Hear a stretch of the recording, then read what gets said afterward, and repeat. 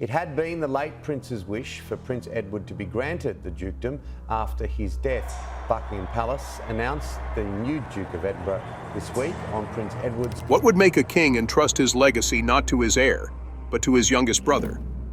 As King Charles faces health challenges during his reign, reports have emerged of a private wish that left Prince Edward deeply moved.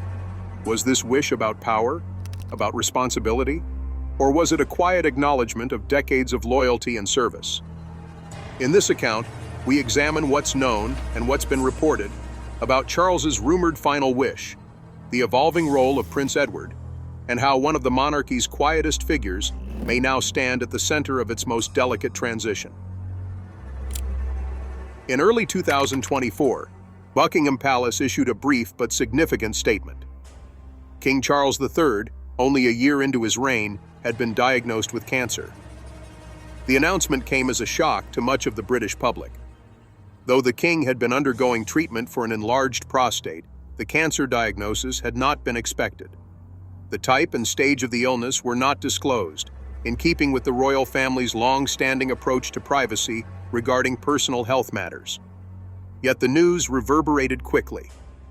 Across media outlets, discussions emerged not just about Charles's condition, but what it might mean for the future of the monarchy. Charles had spent decades preparing for the crown. As the longest-serving heir apparent in British history, his accession had come after more than 70 years of public service and observation. But just as he settled into the role, his health introduced an unexpected complication. Official duties were scaled back. Red boxes continued to be delivered, and meetings with ministers persisted, but public appearances grew less frequent. With every canceled event, speculation mounted.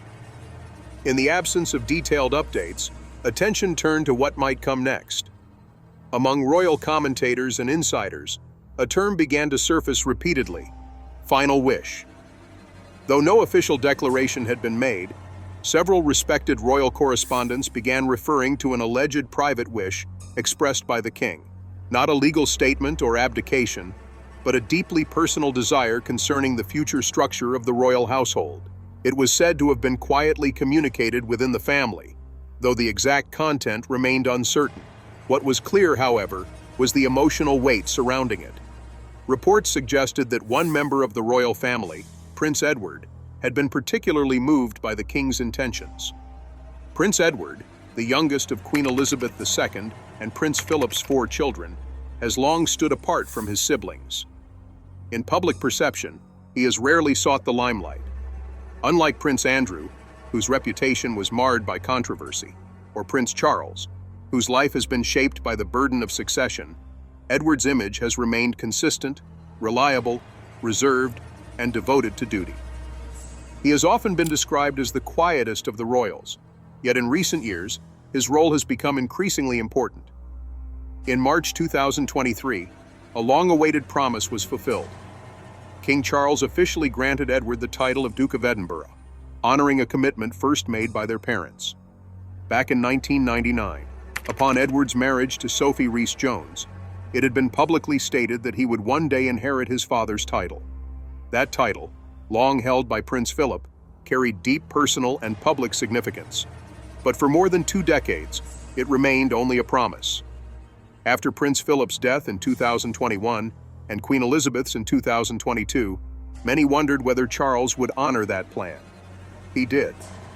The decision to pass the title to Edward, rather than retain or reassign it, was seen by many as a symbolic gesture of unity and continuity. That moment signaled more than a name change. It was recognition of Edward's commitment to the responsibilities that come with royal service. Over the years, he and Sophie, now the Duchess of Edinburgh, have taken on an increasingly visible role. Particularly following the withdrawal of Prince Harry and Meghan Markle from royal duties and Prince Andrew's retreat from public life, Edward stepped in to fill the gap. He and Sophie regularly attend engagements on behalf of the Crown, supporting charities, military units, and community organizations. Their work has rarely dominated headlines, but it has not gone unnoticed. The relationship between King Charles and Prince Edward is not frequently dissected in the press, but those close to the family have described it as deeply respectful. Though their personalities differ, Charles more introspective and philosophical, Edward more reserved and task-oriented. Their bond is rooted in shared experience and family structure. Born more than a decade apart, Charles and Edward experienced royal life from different vantage points. Yet both were shaped by the expectations placed upon them as sons of a monarch and grandchildren of King George VI. During Queen Elizabeth's final years, Edward was seen frequently at her side. He supported her through public appearances and private gatherings, often quietly standing in the background. Observers noted his reliability during difficult moments, including funeral preparations for Prince Philip and transitions in household leadership. His presence was consistent, his demeanor steady. In a family often shaped by personal tensions and public scrutiny, Edward's approach stood out for its calm restraint. It was in this context of private loyalty and public trust that the rumors surrounding King Charles's final wish began to take shape. According to reports in outlets like the Daily Mail and the Express, Charles had expressed a personal desire to see Edward take on a more central role within the royal household's internal operations. Not in terms of succession, as that path is clearly set through Prince William, but in terms of supporting the monarchy's continuity. These reports suggested that Charles viewed Edward as uniquely positioned to serve as a stabilizing presence, one who could help manage internal affairs, oversee ceremonial matters, or even advise on transitions if needed. These rumors gained traction not because of palace confirmation, but because they aligned with Edward's reputation. His willingness to serve without ego, his avoidance of scandal, and his quiet professionalism made the idea believable. The image painted was not of a power grab or secret succession, but of a monarch looking to strengthen the foundation beneath the crown before stepping back from the spotlight. For Edward, if these reports are accurate, the emotional impact may have been significant. He had never pushed for recognition, yet was now being entrusted, perhaps informally, but meaningfully, with a legacy of support. Some articles described his reaction as tearful, though those accounts remain unconfirmed. What is undisputed is that Edward has long demonstrated an unwavering commitment to family and duty. If Charles did express such a wish, it would likely have been received not as an obligation, but as a profound gesture of trust. This understanding of their bond, and Edward's role in the modern monarchy, is not based on speculation alone. It is rooted in decades of visible service, the quiet constancy of one brother to another, and a shared belief in the institution they were born into.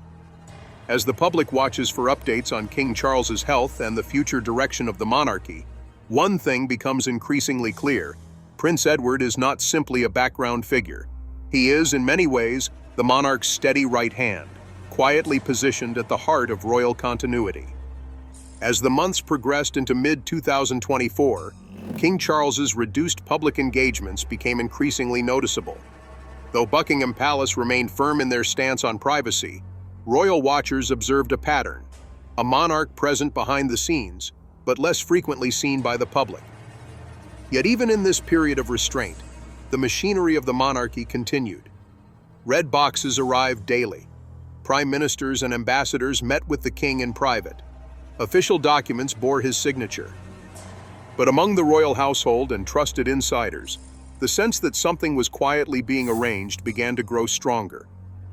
The conversation around the king's final wish gained momentum, not through official channels, but through carefully worded media pieces citing unnamed palace sources. These reports avoided sensationalism, but the undertone was clear. There was growing anticipation that Charles was setting something in motion for the stability of the royal institution.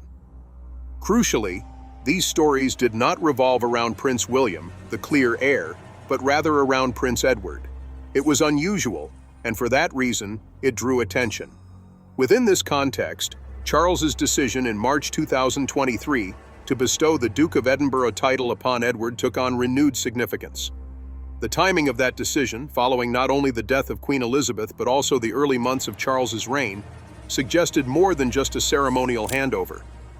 The title had been long promised, and many assumed it was delayed by protocol. But granting it when he did appeared to be more strategic than expected. It was a recognition of loyalty, yes, but also perhaps an anchoring move.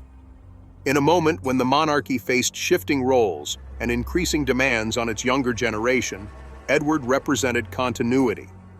The Duke of Edinburgh's public work continued at pace. Alongside his wife Sophie, the Duchess of Edinburgh, Edward took on more engagements across the United Kingdom.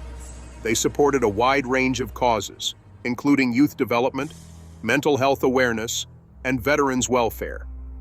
Their appearances were steady, low profile, and received positively.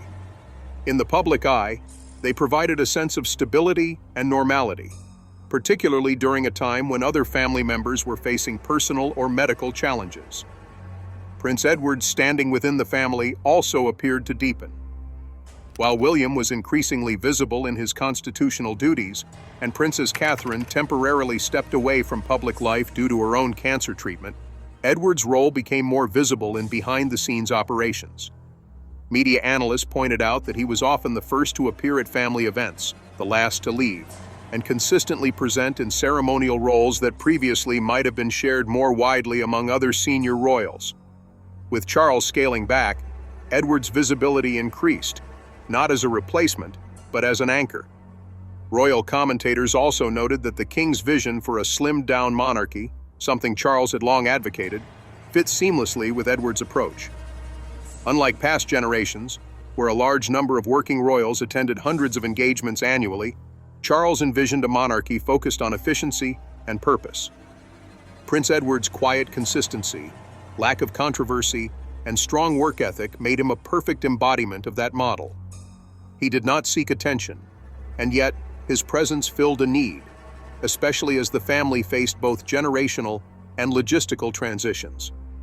In interviews over the years, Edward has often deflected praise. When asked about inheriting his father's title, he expressed gratitude but downplayed its impact. He preferred to focus on the work itself rather than the symbolism.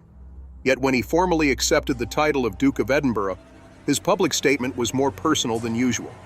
He spoke of the legacy of his father, Prince Philip, of his mother's deep connection to the role, and of the responsibility that came with continuing the mission of service. It was measured, respectful, and quietly moving. For those paying attention, it hinted at the emotional depth beneath his often reserved public persona. In the background, however, were ongoing shifts in family dynamics, with Queen Camilla supporting her husband through his treatment, and William preparing for an increasingly forward-facing role. The internal structure of the royal family began to shift. Prince Edward, while not in the spotlight, emerged as a trusted figure, reliable in both protocol and presence. According to sources close to the family, Charles had long appreciated Edward's temperament. He was said to value his brother's ability to manage ceremonial duties with dignity, to relate well with staff, and to maintain discretion in family affairs. Some reports even suggested that Charles had discussed with Edward a potential role beyond traditional engagements, something closer to an internal steward of royal operations. Though there has been no official acknowledgement of such a conversation, the suggestion fits within a larger narrative, the king preparing for an uncertain future by turning to someone he trusts implicitly, not for succession, but for safeguarding stability. One particular point repeated across press coverage was that Edward had been visibly affected by the king's confidence in him. The word tearful surfaced more than once, though it remains unconfirmed. Still, the sentiment it conveyed resonated with those who have followed Edward's career. After years of service, often without public recognition, the idea that Charles may have privately expressed such a wish was seen not as a surprise, but as a culmination. The emotional component of this potential wish cannot be overlooked. Prince Edward and King Charles share more than a family name. They share a lived understanding of monarchy from the inside. Both grew up under the same monarch, attended the same royal events from childhood, and witnessed firsthand the pressures that come with being born into a family that balances tradition and public scrutiny. That shared experience, though rarely spotlighted, shaped their adult lives.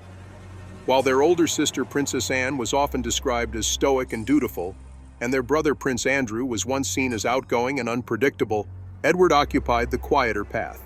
And Charles, especially in later years, came to see the value of that quiet strength. As the summer of 2024 approached, the public's attention turned again to Buckingham Palace. Royal engagements were carefully selected. Health updates were limited.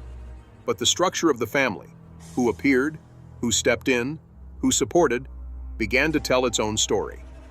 In that unspoken choreography, Edward's role was consistent and assured. He did not speak about private matters, did not confirm or deny reports, and did not alter his rhythm of service.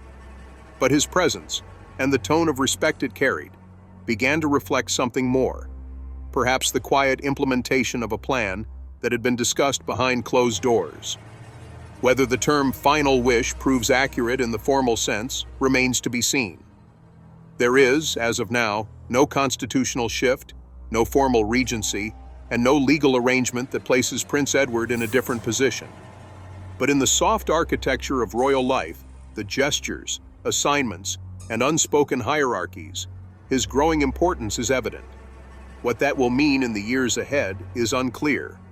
But what is clear is this: if King Charles did in fact express such a wish, it was rooted in something long observed and deeply understood. A bond built not in front of cameras, but through decades of quiet service and shared responsibility. In the months following King Charles's public announcement, Buckingham Palace's tone remained consistent. The monarch was continuing with key constitutional duties while receiving treatment. But for those who have long followed the rhythms of royal life, subtle changes began to tell a larger story.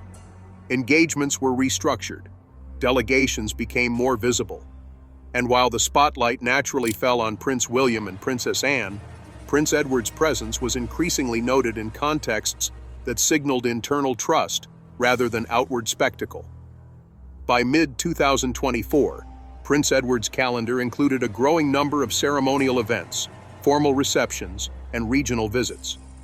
What distinguished these engagements was not their scale, but their symbolism. Many were legacy-driven, linked to causes once championed by Queen Elizabeth II or Prince Philip. It was in these quieter roles that Edward appeared to be assuming the mantle of family continuity, embodying both tradition and a sense of forward movement.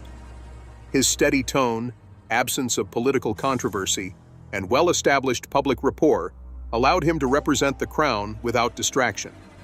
This pattern paralleled King Charles's long-articulated vision of a modernized monarchy. For decades, Charles had spoken about reducing the number of working royals and focusing on efficiency.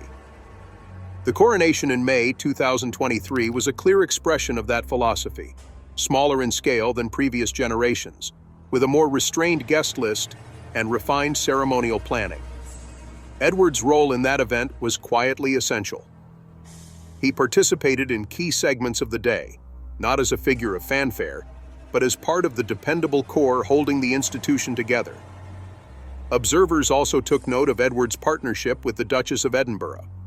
Together, they presented an image of stability that stood in contrast to the upheavals experienced by other branches of the family.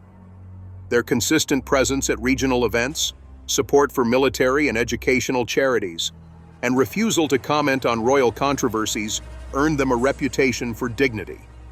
In a time of shifting roles and health-related absences, that consistency took on new meaning. At the same time, the structure of the working royal family was under renewed pressure. With Princess Catherine undergoing preventative chemotherapy and reducing public appearances, and King Charles continuing his treatment, the burden of frontline visibility shifted to fewer individuals. Prince William increased his presence at official events and took on a more central leadership role. Princess Anne, long admired for her work ethic, maintained a demanding schedule of public service. Yet behind the scenes, it was Prince Edward who seemed to quietly absorb the institutional weight that could not be redistributed externally. Though no formal announcements were made, royal correspondence began to suggest that Edward was being entrusted with more than appearances. Several outlets, citing insider sources, described him as a key confidant of the king and a guiding voice in internal discussions. Again, none of these statements were confirmed by the palace, but they aligned with a broader understanding of Edward's place within the royal system. He was seen not as a headline figure, but as a stabilizer, someone Charles could rely on not only to perform duties, but to do so with care, confidentiality, and minimal disruption. The notion that King Charles had expressed a final wish involving Edward continued to circulate. It was said to be deeply personal, not constitutional in nature. Some reports speculated that it involved encouraging Edward to take on a more active role in guiding royal charities or coordinating legacy initiatives linked to the Commonwealth. Others suggested that Charles saw Edward as someone who could serve as a moral and administrative advisor to William in the years ahead, not formally, but within the context of family wisdom and institutional memory. While the specifics remain unverified, the sentiment remains consistent. The king sees in Edward not a successor, but a steward. One press article framed it as a father's assurance that his house will be well kept, while another described Edward as the one royal able to carry the tone of continuity without threatening the transition. Throughout this period, Edward made no public reference to these rumors. His speeches remained centered on public service, on the youth programs connected to his father's legacy, and on community engagement. In appearances, he was composed but never self-promotional. This was not new. Edward had cultivated a deliberate, understated public image for decades. But in the current context, that very restraint became a virtue. It allowed him to rise without demanding attention. Inside royal circles, there were further reports that Edward had become a bridge between generations. While Prince William assumed more state responsibilities, and Charles focused on both governance and health, Edward reportedly helped maintain cohesion across family roles. One unnamed former aide described him as the one person who knows the schedule, the tone, and the politics without making it about himself.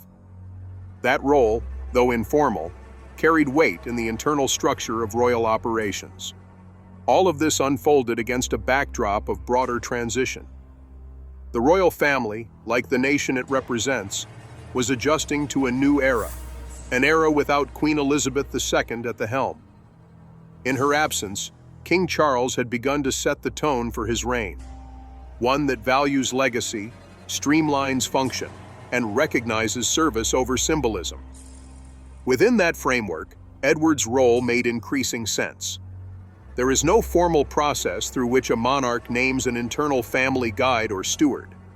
The British monarchy functions not just on law, but on precedent and practice. If King Charles did indeed express a personal wish that Edward take on greater responsibility within the family's internal hierarchy, it would likely never be made public in full. But those who understand royal protocol know that the substance of such a wish can still shape future decisions. The emotional context of this dynamic has not been overlooked. The reports of Prince Edward reacting with emotion, perhaps even tears, to the expression of trust are unconfirmed, but not implausible. For a man who has given much of his adult life to service without spotlight, the idea of being privately recognized by his brother, the king, carries undeniable weight. It is not about titles or offices. It is about acknowledgment, about being seen. As the royal family approaches a new season, questions remain unanswered. Will King Charles's health stabilize? Will Princess Catherine return to full public duty? How will Prince William navigate the increasing pressure of imminent kingship? In the midst of these uncertainties, one reality is becoming clearer. Prince Edward is no longer a secondary figure in the royal narrative. He is a foundational one, trusted, present, and increasingly central to the monarchy's day-to-day rhythm. If there is truth in the phrase "final wish," it may not be a formal document or a public decree. It may be a moment of private conversation, a nod of respect, a decision made quietly in the corridors of Windsor or the drawing rooms of Sandringham. What matters is not how it is announced, but how it is lived. And in the life of Prince Edward, Duke of Edinburgh, it is being lived with quiet resolve and unwavering loyalty. The strength of the British monarchy has never rested solely on ceremony or spectacle. Its endurance has come from adaptability, from the steady presence of figures who uphold tradition while quietly responding to change. As King Charles continues his reign under the cloud of medical uncertainty, and Prince William begins to carry more of the public-facing burden of leadership, the importance of those who work behind the scenes becomes even more pronounced. Prince Edward, long positioned at the periphery of the royal spotlight, is now viewed by many as one of the institution's most dependable anchors.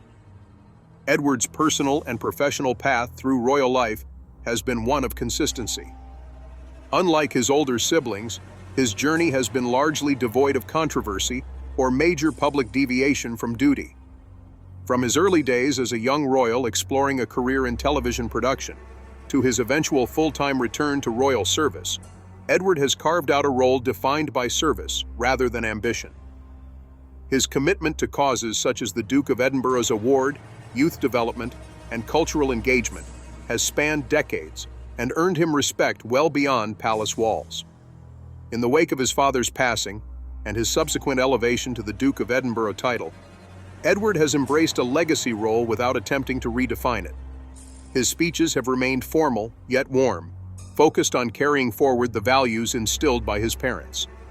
His work ethic, much like his sister Princess Anne's, has remained steady, often traveling throughout the United Kingdom to support local initiatives, open community centers, and represent the crown at regional events. But while Anne is widely recognized for her visibility, Edward's impact has been more measured, felt in the spaces where royal presence matters quietly but profoundly. The trust that appears to be forming between King Charles and Prince Edward is not new, but its relevance has become sharper in recent times. Observers of the royal family often note that, despite their differences in public profile, the two brothers share a bond built on mutual respect and shared understanding of their upbringing.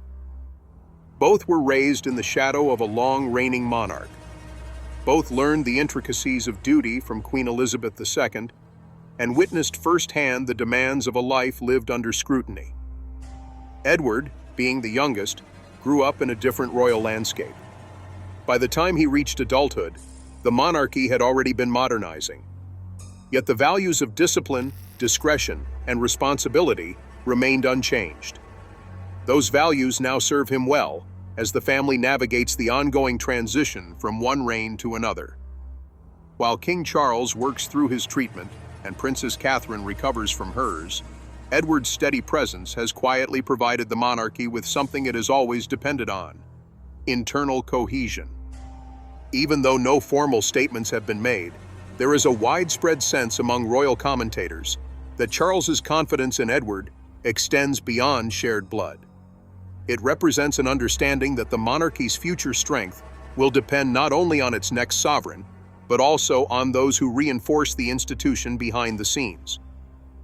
Should King Charles have communicated a final wish regarding Edward's future role, as several news sources suggest, it would align with this broader strategic view.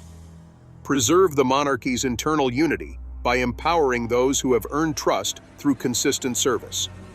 In this context, the role Edward is rumored to be stepping into is not ceremonial, but foundational. Not a title change, but a quiet mandate, perhaps to help manage the operational tone of the royal household, to provide continuity across generational transitions, or simply to serve as a point of stability during uncertain times. The specifics remain private and possibly informal, but the pattern speaks for itself. Within royal life, many actions are never formally declared. The presence of a senior royal at a specific event, the reassignment of a charitable patronage, the subtle reconfiguration of travel schedules, these are the ways in which roles shift quietly but meaningfully. For Edward, such shifts have already occurred. His name now appears more frequently in official engagements, his responsibilities have broadened, and his symbolic status as a custodian of family legacy has deepened. Behind the scenes, it is likely that these changes carry emotional weight. Edward, who has often spoken warmly of his parents and his siblings, is known for his sense of duty, tempered by deep family loyalty. If King Charles did indeed share a private wish entrusting him with greater responsibility, the gesture would not be taken lightly. It would represent the culmination of decades of quiet commitment, a recognition not loudly stated but quietly understood. Reports describing Edward's emotional response to this moment suggest a level of personal impact that goes beyond institutional duty. While these accounts remain unconfirmed, they resonate because they match the tone of Edward's life and service. he has never been one to seek recognition. But being entrusted by his brother, the monarch, with a legacy of guardianship would hold significance for someone who has dedicated much of his adult life to supporting the institution from within. This dynamic also reflects a broader truth about the modern monarchy. In a time where public trust must be constantly maintained and symbolic gestures carry national weight, the personal integrity of those behind the scenes becomes vital. Prince Edward, by remaining consistently focused on service, represents a version of monarchy that is perhaps less visible but no less essential. His actions are unlikely to dominate headlines, but within the royal household, their impact may be lasting. As public attention continues to focus on the health of King Charles and the emerging leadership of Prince William, the contributions of those like Edward remain a quieter thread in the royal narrative. Yet those threads, woven over years of steady work, often provide the framework upon which major transitions depend. Without them, continuity becomes fragile. With them, the institution holds. What happens next remains uncertain. There has been no formal announcement about a regency or any structural change. The line of succession remains intact, and Prince William's increasing presence in state matters reflects a carefully paced transition. But in the meantime, Prince Edward's position continues to evolve, visibly, though not officially. Should Charles's rumored wish eventually take more concrete form, it would likely not come with ceremony, but through action. Through Edward continuing to show up, to lead quietly, and to serve without demand for recognition. In a monarchy shaped by tradition but increasingly dependent on relevance, such forms of leadership carry deep meaning.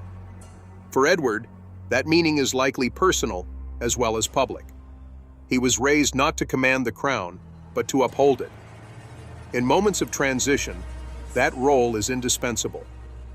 And if, in the private spaces of royal conversation, King Charles looked to his youngest brother and expressed a final wish, that he continue to guide, to support, to hold together the legacy they both inherited, it would not be surprising. It would be the natural result of a relationship long built on respect and a lifetime spent in the service of a quiet strength. With that, we have reached the end of today's video. If you have come this far with us, be sure to check out other videos on the channel.